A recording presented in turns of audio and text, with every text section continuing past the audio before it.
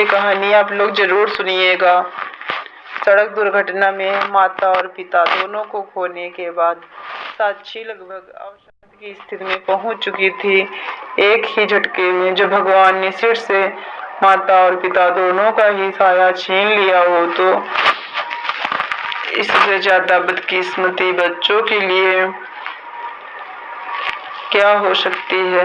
साक्षी बचपन से ही माता पिता की बहुत ही लाडली थी, लेकिन उनके यूं चले जाने के बाद से दिन भर आंसू बहाने के अतिरिक्त साक्षी के पास सब कोई काम शेष नहीं रह गया था।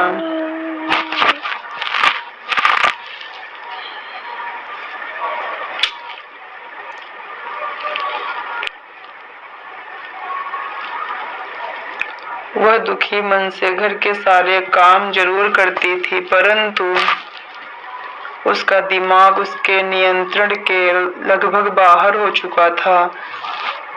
उठते बैठते सोते जागते बस हर वक्त उसकी आंखों में माता पिता का ही चेहरा घूमता रहता था। इतना बड़ा झटका लगने के बाद साक्षी स्वयं को संभाल नहीं पा रही थी। उसे ऐसा महसूस हो रहा था जैसे उसकी दुनिया ही उजड़ गई हो। उसके दोनों बच्चे उच्च शिक्षा प्राप्त करने के लिए पिछले 2 साल से अमेरिका में रह रहे थे।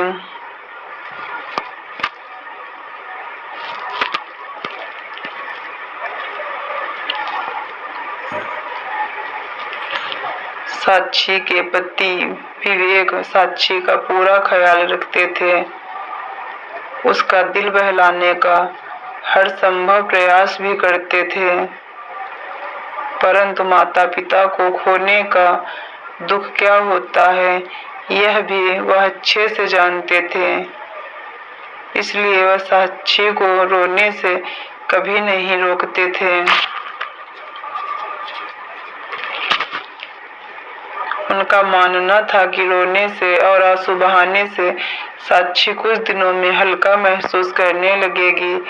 समय बीतने के साथ साथ उसकी स्थिति में सुधार भी आएगा।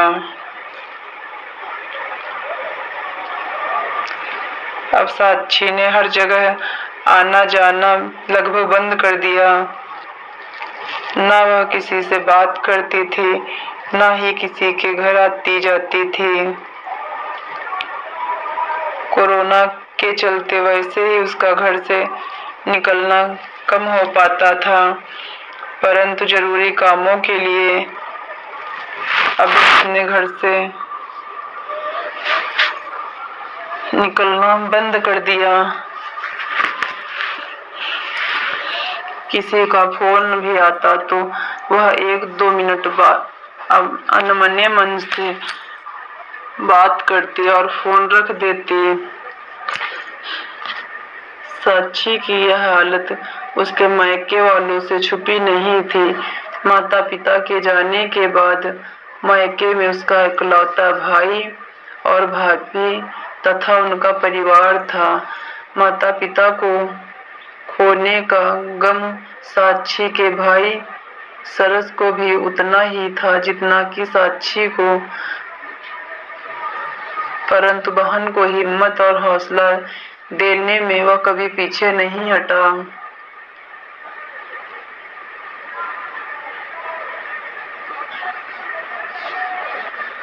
राखी का पर्व लगभग आने वाला था। साक्षी ने रक्षाबंधन के दिन मायके जाने से इनकार कर दिया, क्योंकि माता पिता को इस बार घर पर न पाकर वह स्वयं को और अधिक कष्ट नहीं देना चाहती थी और भाई भाभी के त्योहार के रंग में भंग नहीं डालना चाहती थी।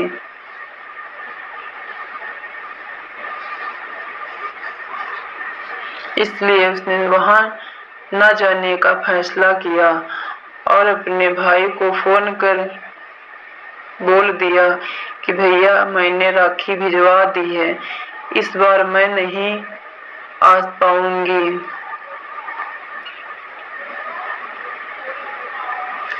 बहन की बात सुनकर सरस ने जिद नहीं की और कहा कि अगर तुझे ना आने में कम तकलीफ होती है तो मैं नहीं चाहूंगा कि तू आए। और यह कहकर उसने फोन रख दिया।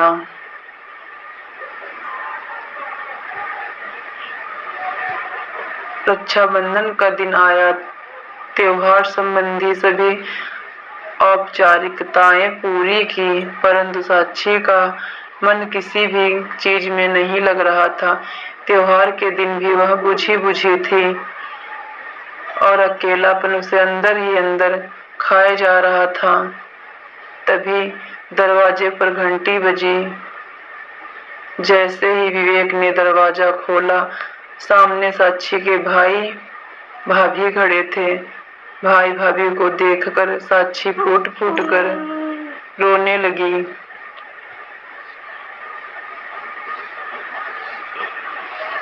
भाई से पहले जब भाभी ने साक्षी को अपने गले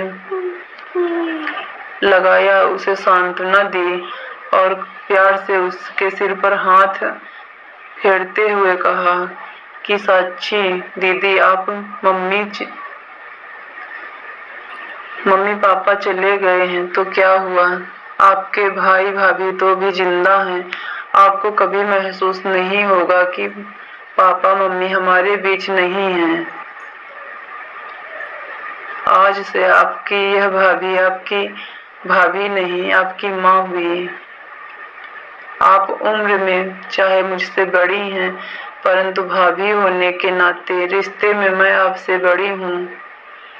इसलिए आज मैं आपसे वादा करती हूँ कि पूरे दिल से मैं आपको अपनी बेटी का दर्जा दूंगी और माँ बेटी के रिश्ते को ताउम्र निभाऊंगी।